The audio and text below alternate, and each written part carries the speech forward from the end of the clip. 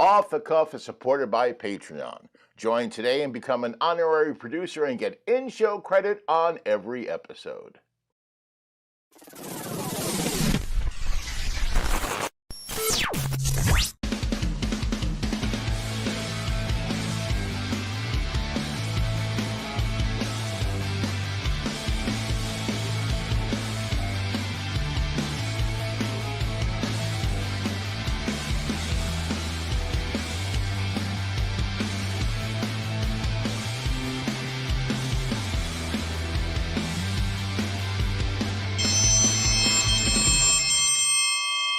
Hello all and welcome to Off the Cuff. I have no idea why I'm talking like Alfred Hitchcock. Anyway, welcome to the show. Thank you for tuning in. Now today's show, well, we're taking aim at the bullseye of comfort food. Oh yes. Especially if you grew up in a large family, you know exactly what I'm making. And you know what? Today's dish is kind of polarizing. Some people love it, some people hate it, like the band Nickelback. I happen to love Nickelback and today's dish. Today, I'm going to share a recipe for a low-carb tuna casserole. My mouth is watering. Now, I'll say right up front, if you don't like tuna, if that's a deal breaker for you, don't sweat it. You can add, canned chicken, or you can use beef, whatever you want. You can still make a casserole, but I am making tuna. It's going to bring back so many pleasant childhood memories. In the second part of today's show, I'm going even deeper into the lore of comfort food with homemade, low-carb, buttery, delicious dinner rolls. Oh, I mean, come on. Dinner rolls. It's something I really haven't had a lot of since I've been diagnosed as a type 2 diabetic. I found this recipe. I tweaked it a bit. This looks amazing. I can't wait to share it with you. A tuna casserole and dinner rolls. It's going to be Yum Yum City in this episode. I mean, what else can I say? We're talking comfort food 101. I mean, what's more comforting than tuna casserole? Low carb tuna casserole and low carb dinner rolls. Oh man, it's going to be delicious. You know, I wish my Aunt Tilley was here. She had the world's greatest tuna casserole recipe. But she took it with her. Live, direct from the afterlife, it's me, Aunt Tilley. Aunt Tilley, is that really you? Or did I take a double dose of my blood pressure medication again? You're fine, it's me. I got special permission to visit you. Oh my God, you look amazing. You look so young. Thank you. Botox is free up there. Oh, okay. You have air conditioning. Yeah. Oh, it's so cool in here. Is it warm where you are? Sweltering. Aunt Tilly, are you... No, don't be silly. I'm in a good place. Well, you said it was warm. Global warming and our AC is out. Oh, your AC's out. Yeah, but we call Carrier. It's being fixed. Oh, Carrier, the air conditioning company. No, Willis Carrier, the man who invented AC. He's up there too. Oh, okay. So you came here just to visit me? Well, I got a surprise for you. I love surprises. I'm taking you with me. You're taking me with you. Well, you're taking me with you. You're taking me with. No. I have a lot of things to do. I got my cat. I got my show. I'll never find out how Star Trek ends. Relax. I'm just kidding. Oh, yeah. I knew that. I didn't mean to scare you, but you should have seen your face. Yeah, I know. But I'm definitely staying here, right? Of course. Okay. I'm just here to give you a couple of things. Ooh, a couple of things. What things? What's this? It's your report card from the big guy. My report card from him? Uh-huh. Whoa. Oh, it's like a midterm. Midterm? Yeah. It's not your midterm. You're 63, honey. You aren't going to live till 126. You're not Moses, you know. Yeah, no. Well, there's a lot of good grades on here. A D in language? Well, you do have a potty mouth. No Oh, great. You shooting for an F? No, it was a joke. It was a joke. He has a sense of humor, right? He does. But Robin Williams, Richard Pryor, and Jay Leno's up there, so the bar is pretty high. Oh, yeah. Wait a minute. Jay Leno's still alive. I know. He's just filling in for Carson this week. Oh, okay. So what else? Wait. A C plus in home ec? I have a cooking show, for cripe's sakes. Your cooking is fine. But when's the last time you dusted? Ooh, is that a trouble? No, it's a duster. Oh. Well, you know, I am busy and I have this rotator cuff injury. This counts? Cleanliness is next to godliness. Okay, I'll try. And if you turn it over, you'll see not the duster. Oh. The report card. You'll see your final grade. What says incomplete? Of course, you aren't done yet. It'll be what you make it. Oh. And speaking of making it, I hear you're making a tuna casserole today. A low-carb tuna casserole and low-carb dinner rolls. Did I hear you wish you had my recipe? Yes, you did. What? I don't know. What? A C plus in home ec? I promise, I'll dust the whole apartment. Yeah. Deal. Yay! Gotta go. See you soon. Frankincense? What do you mean, see me soon? I'm just kidding. Well, I'm not kidding. Here are the ingredients. No frankincense, no myrrh. Time for the ingredients, and there are a lot of them this time, so let's get going. First up, the low-carb tuna casserole. 2 tablespoons oil. I'm using grapeseed oil. 1/4 cup diced carrots. 2 tablespoons almond flour. 3/4 of a cup of unsweetened almond milk. 1/2 cup heavy cream. 2 tablespoons Dijon mustard. 1 teaspoon salt. 1/2 teaspoon each of black pepper and garlic powder, and 1/8 of a teaspoon of cayenne pepper. Next slide, please. Also, 4 ounces of cream cheese, 1/4 cup frozen peas, 2 5-ounce cans of tuna. You can use whatever canned tuna you like. 2 7-ounce packages of shirataki noodles, 3/4 of a cup of shredded Parmesan, and 1/4 cup of pork rinds finely crushed.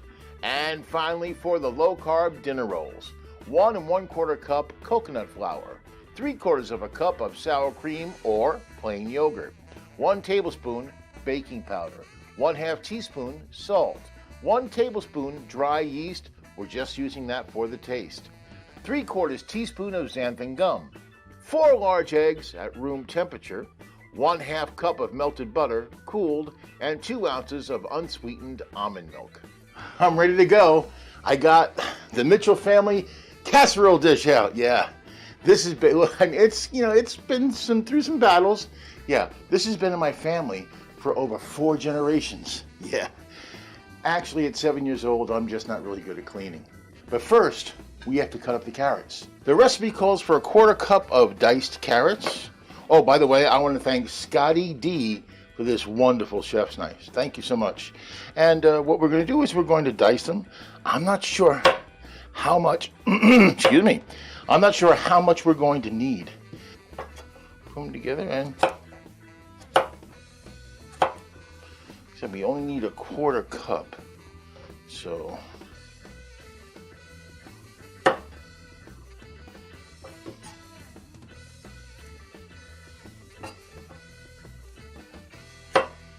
a 1/4 cup is not a lot of carrots, really.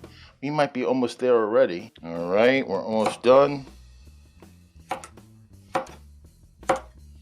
I think that's going to qualify as 1/4 cup. Let me see. So this is 1/4 cup.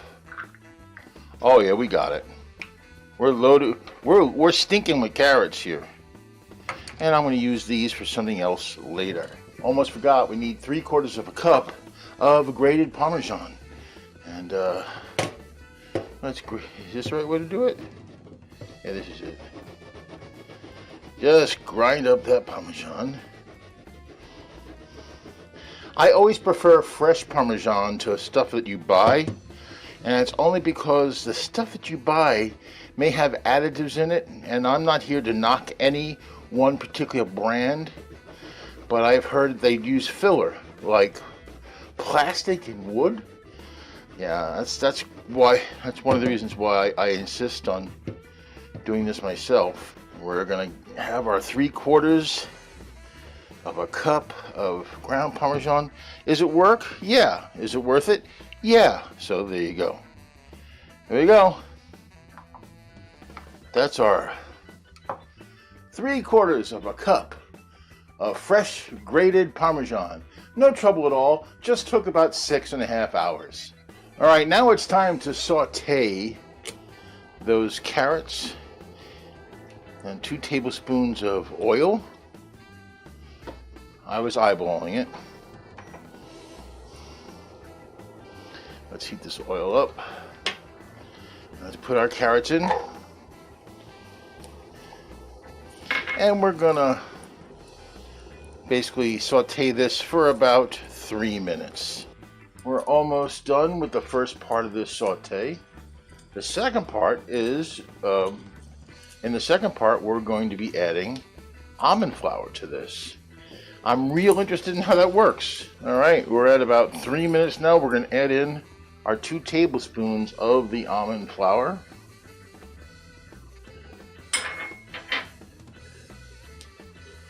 I see, it kind of looks like it's kind of creating kind of like a roux, it looks like, when it's mixed with the olive oil and the carrots. That's kind of cool looking. And we're going to do this for about we're going to do this for about 1 to 2 minutes. Getting close to the time where what I'm going to do when I mix the other ingredients is I'm going to turn this off. I'm not even going to put it on low. I'm just going to turn it off, and then before I add everything else, I'll just fire it up again. Okay, now and here goes our 3/4 of a cup of almond milk, I believe it's a 1/2 cup of heavy cream. This is the cayenne pepper, black pepper, salt, and the garlic powder, and our Dijon mustard. That made a satisfying plop, didn't it?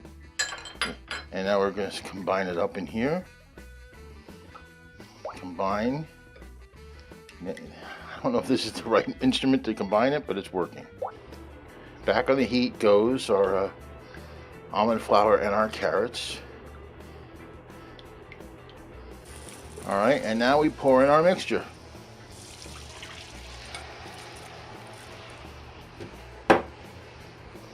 You don't want this to boil, you just want it to simmer at best. And then what we're going to do is we're going to add our 1/4 cup of cream cheese to it.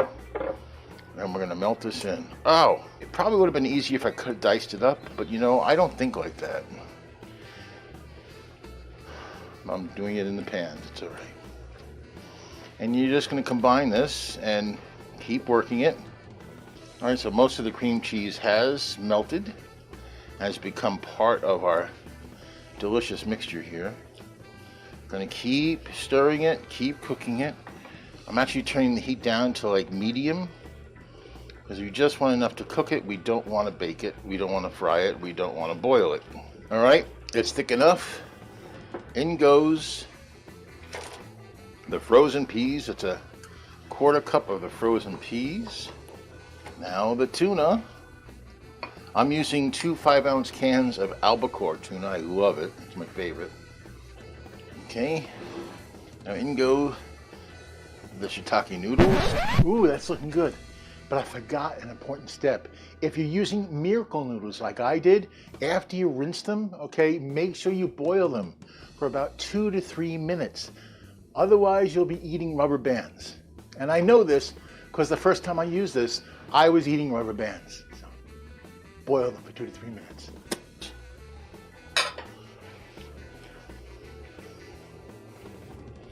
Oh yeah, one more. And now we need a 1/4 cup of our Parmesan cheese. A 1/4 cup.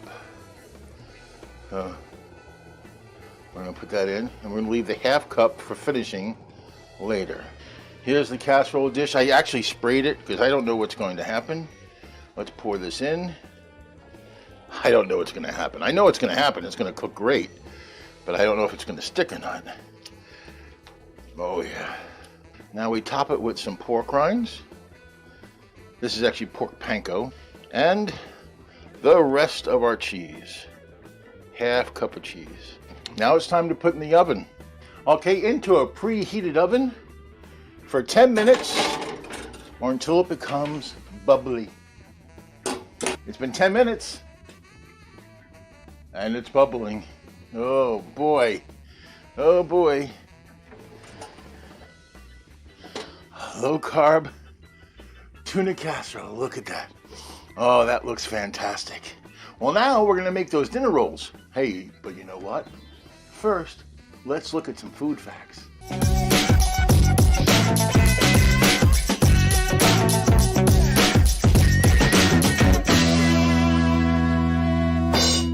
The oldest recipe on record for a casserole dates back to the year 1250. It appeared in the Liber de Cucina. Yes, and it called for sheets of pasta to be cooked and then covered with cheese and then another sheet of pasta. Yeah, no tomato sauce, no meat. So let's just call it a lasagna light. The word casserole comes from the French word casse, which means deep pan or bowl, which is used to cook a variety of dishes in an oven. Likewise, the word is also used for the name of the dish that's cooked in that vessel, such as a tuna casserole. The earliest casseroles featured rice, which was pounded and compressed, and then filled with a savory mixture of meat, chicken, or sweetbreads. You know what sweetbreads are, right? Brains. Brains! The casserole, as we knew it today, took its shape in about 1870. It was one vessel for one dish, and it was meant to feed a group or a family. Once we hit the 20th century, casseroles really started to get popular, especially after World War II and the boom of the 1950s. You know the stereotypical family, mom at home in her pearls, and she's making food for dad and the kids. Yeah, that whole dynamic was perfect for the rise of casserole. The 1950s also saw the rise in the making of lightweight metal and glass casserole dishes. Yeah, so it made casseroles a snap. So mom, dad, the kids, and Sparky, well, he only got leftovers, were able to enjoy this comfort food throughout the decade and beyond. In the 1970s, with the rise of the microwave and the boom in frozen meals and dinners, casseroles kind of went out of style for a while, but they did stick around, especially on holidays like Thanksgiving. I know. Oh, honey, nobody touched Aunt Martha's green bean casserole. Her feelings are going to be so hurt. Don't worry, I got this.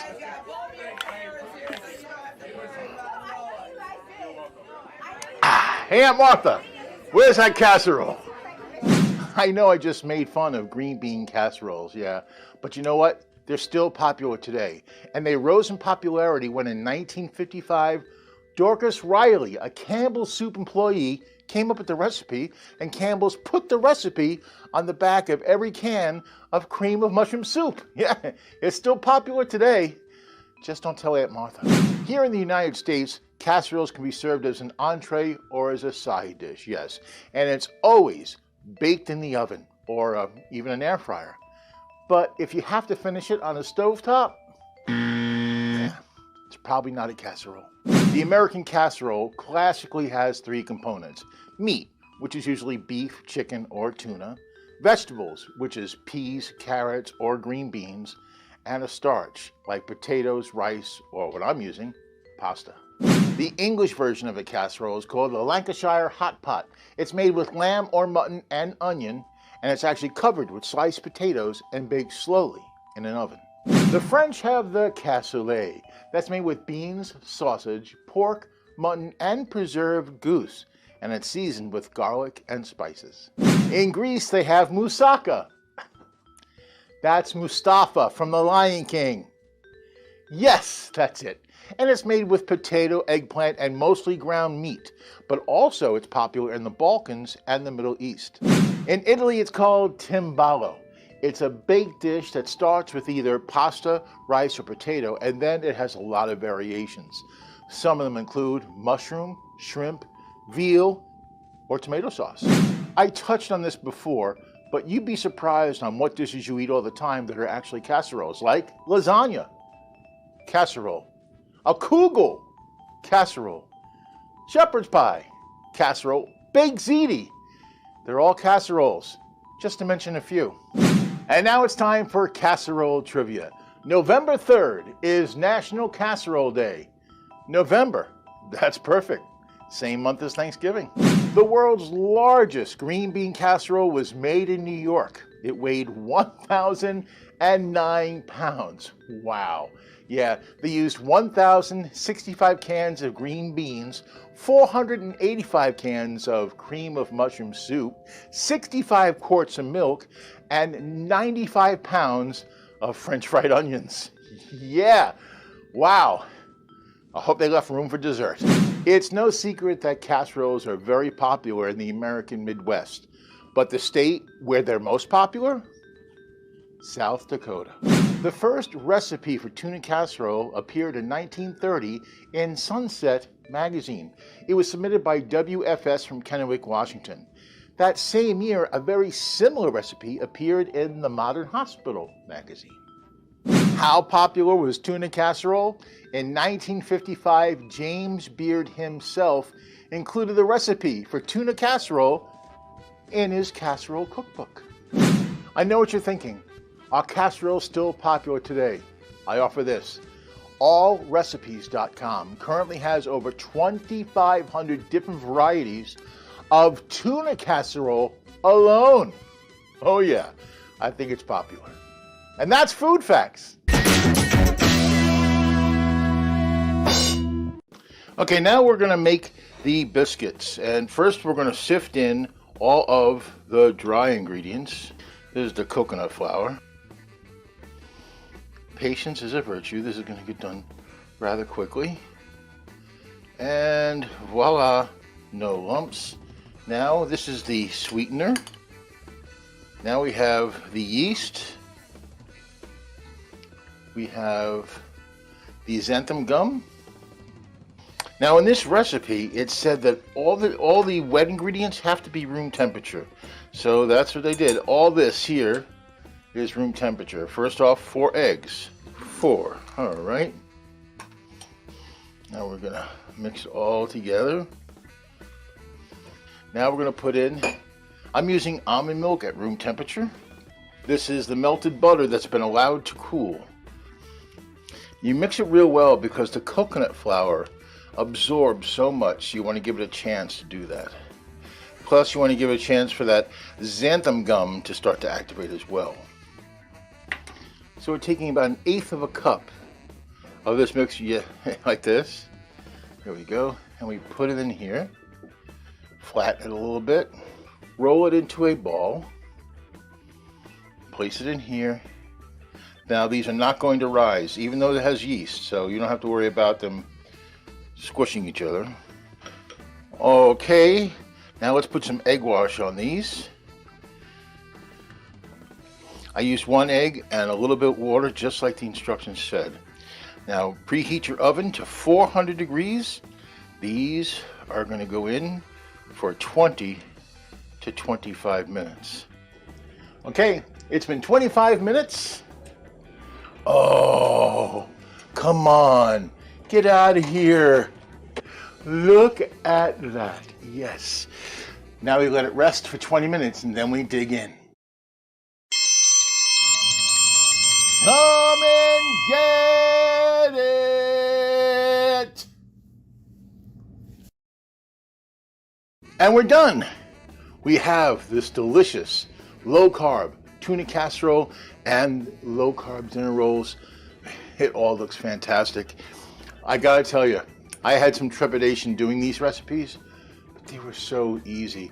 I mean, they really were. There was only a couple of steps in the prep, and it's just put in the oven and it's done. And the rolls, super easy to do, really. So I'm gonna try. I have not tried this yet. I am going to try the tuna casserole first. I know I've had these shiitake noodles before. I don't know if I can get enough. This is going to be a mess. I don't want to. I'm a pretty messy eater, so here we go. The casserole first. Cheesy. You got the tuna. You got the noodles. You can't tell. You can't tell they're not pasta. Oh man. Oh. The peas, the carrots. Boy, is this delicious. Oh man. Oh, this is my third scoop. There you go.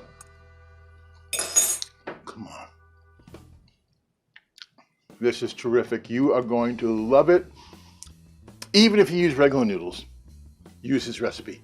So good. I can't believe it's so low carb. This is going to be my meal rotation from now on. Now it's time for the rolls. I have two of them. This one has nothing on it, just plain, so I can taste it. Let's see. Oh, soft.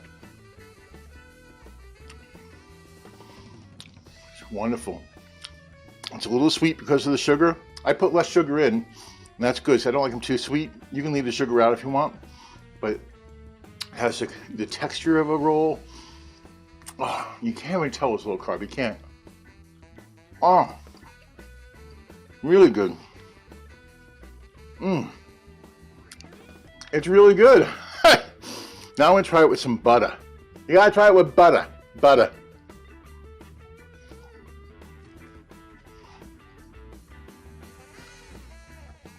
Get out of town. This is outstanding.